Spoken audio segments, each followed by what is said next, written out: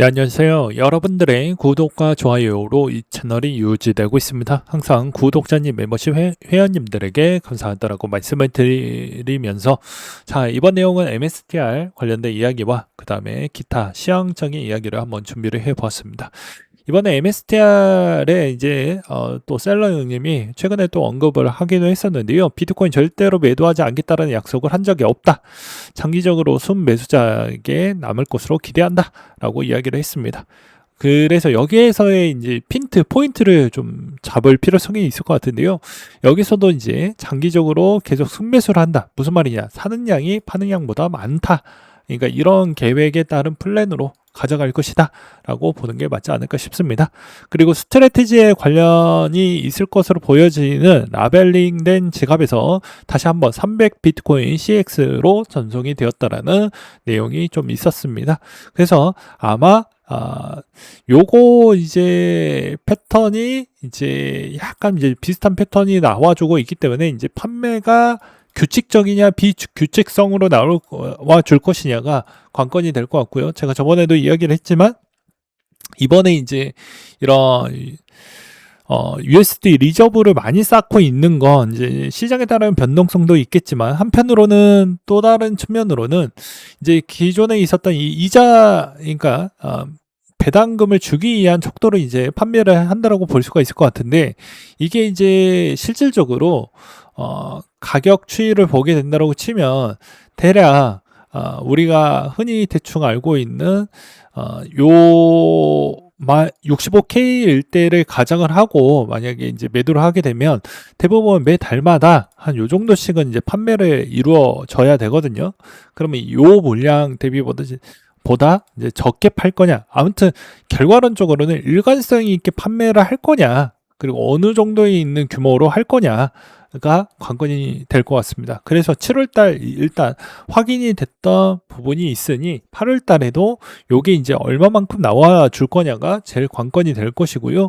그 다음에 이제 내년에 따른 추이에서도 우리가 이제 대충 봐야 되는 게 요게 이제 이게 일관성 있게 계속 처리가 된다라고 하면 아무래도 우리가 이제 좀 신경을 써야 되는 포인트 중에 하나는 이제 이 매도 물량이 규칙적으로 계속 나와줄 가능성이 높다라는 걸 깔고 가야 된다라는 것과 그 다음에 얼마나 이게 풍차 돌리기가 잘 돼서 판매된 물량 대비보다 매입된 물량 포인트 추이를 잘 캐치를 해야 된다라는 것입니다. 그래서 매 월마다 이제 추정되는 기간 추이가 있을 것인데 얼마나 이제 판매되는 그 일자가 뭐 1주, 2주, 3주, 4주 차가 있다고 하면 규칙된 형태로 아마 판매를 할 것으로 보여지기 때문에 그게 이제 그 패턴이 대부분 된다라고 하면 이제 그 주차 구간대에 아마 숏이나 롱 비중이 점점점 더 높아질 것으로 보여지고요.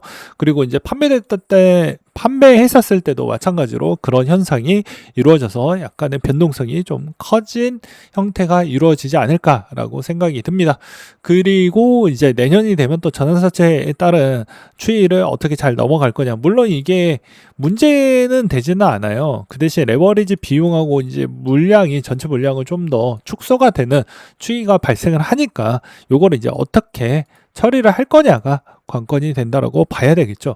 그래서 실질적으로 요 물량적인 추이는 계속해서 우리가 이제 전략적으로 좀 가져가야 된다. 그럼 여러분들에게 이제 팁을 좀 드릴 수 있을 만한 포인트는 뭐가 될까요? 마찬가지죠. 이제 기존에 있었던 요 7월 달 초에 판매를 했으니 이제 8월 초에 이제 요만큼 배당 지급을 위해서 던질 거냐를 좀 체크를 해볼 필요성이 있고 그 다음에 오히려 이제 매도를 할 때마다 우리는 적립식으로 더 모아가는 포인트로 잡아가는 형태로 맞춰가면 오히려 더 싸게 더 평균 단가를 더 낮추게 그렇게 모아가지 않겠냐라고 생각이 듭니다. 그래서 실매도는 두 번인데요. 5월 말에 32 비트코인, 6월 말 7월 초에 3,588개 정도를 던졌던 추이가 있기 때문에 이런 점을 좀 보시길 바라겠습니다. 그 다음에 이제 시황적인 이야기를 좀 해본다라고 하면 최근에 이제 빌 에크먼이 아마존하고 마소 부분을 모아가고 있습니다. 그래서 최근에 이제 알파벳 대비 추이는 이제 거의 정리를 됐고, 이번에 마소나 아마존을 모아갔다라는 건 이거 상당히 의미가 좀 있다라고 볼 수가 있을 것 같아요.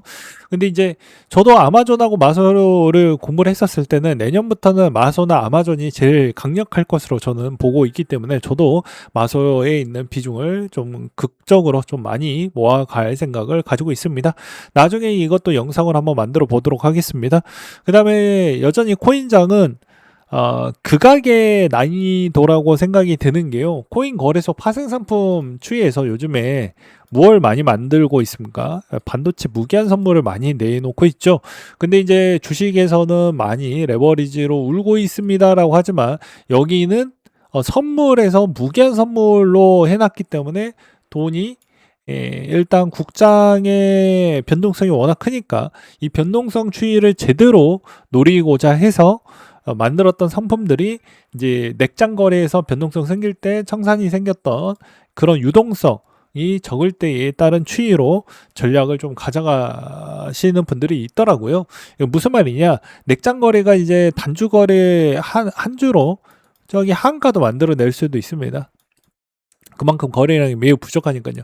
그 대신 이런 코인 거래소 파생 상품 무기한 선물을 쓰고 계시는 분들은 내 시드가 뭐 예를 들어서 몇 억이 날아갈 수도 있다라는 것이죠. 그러니까 이런 거에 코인에 따른 시스템과 그 다음에 거기에 실질적으로 설계 패턴이 좀 더 극단적이지 않고 그 다음에 제대로 잘 돌아가는 설계 패턴에 있는 파생 상품에 투자하시는 걸 좀 추천을 드리는 바가 될 것 같습니다. 왜냐면 저건 너무 위험성이 높기 때문이죠. 그 다음으로 요즘에 이제 CNBC에서 이제 이때까지 받는 가능성이 좀 높을 만한 종목들을 좀 추천을 하기도 했었는데요. 여기서도 이제 MSTR이 일단 들어가져 있다라고 합니다. 그래서 요거 때문에 한번 CNBC 자료를 한번 가지고 와봤고, 그 다음에 아사히즈가 이번에 ENA 매수를 좀 했다라고 합니다.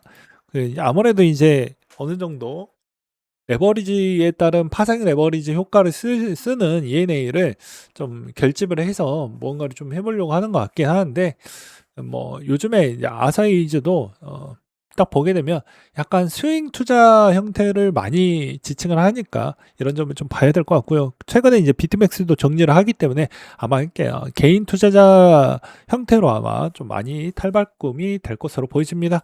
그 다음에 이제 유튜브에서 많이 떠들었던 내용 추이에서도 보게 되면 이분이죠. 레오폴드 요 부분이 이야기가 많이 나와주고 있는 실정이라서 한동안 이제 반도체 쪽은 변동성이 이제 이번 주까지는 계속 이어질 것으로 보여지고요. 그 다음에 이런 변동성 추이가 과거에도 많이 있었습니다. 이제 21년도 비랑 형님 그리고 여기 또 제가 알고 있는 롱텀 캐피탈 부분도 실제 알고 있고 그다음에 또 브라이언 헌터 부분도 알고 있습니다.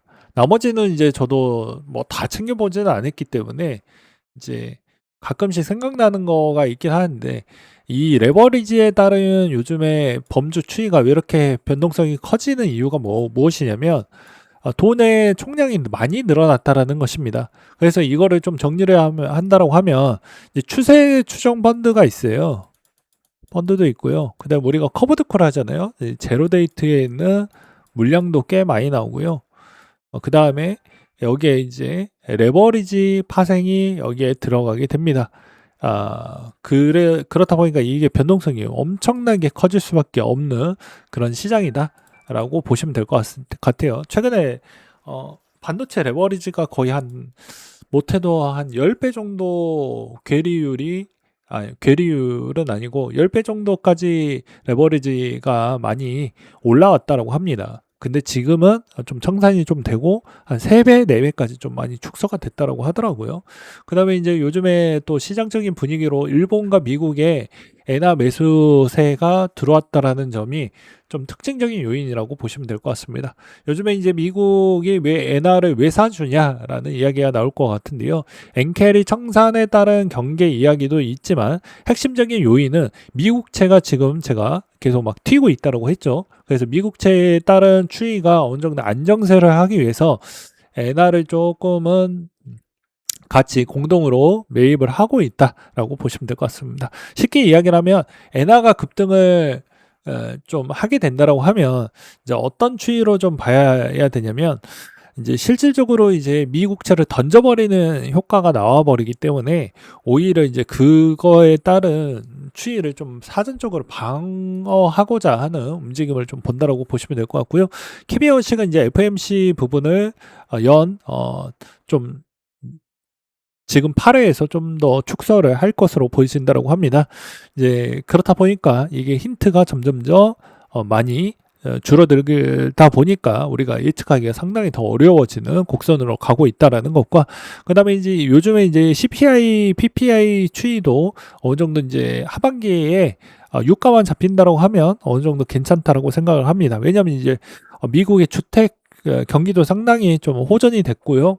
어느 정도 정리가 됐습니다. 그래서 크게 문제될 건 없고, 그다음에 식품 물가 추이도 어느 정도는 잡혔는데 패스트푸드 쪽에 있는 가격 인상 부분은 실제 식자재 비용이 아직은 개선이 안 됐기 때문에 그거는 조금은 더 천천히 시간이 좀 필요할 것으로 보여집니다. 그래도 과거 대비보다 피크쯤은 찍고 약간은 좀 둔화되는 그런 모습을 보여주고 있다라고 볼 수가 있을 것 같고요. 그 다음에 이제 8월달 추이는 원래 코인장이 별로 좋지 않았기 때문에 이런 점을 좀 감안을 하시면서 투자하시길 바라겠습니다. 종합적으로 보게 되면 여전히 이제 시장적인 부분에 있었을 때도 많이 좋지 않았던 부분인데, 이제 여기서 우리가 힌트를 볼 수 있는 건 여전히 셀러 형님의 던지는 물량 우리가 다 받아먹고 또 던지는 물량 받아먹고 이런 형태로 하면 평균 단가가 생각보다 더 좋아지는 패턴의 힌트를 우리가 한번 가져가 보자로 정리를 하면서 이상으로 마치도록 하겠습니다.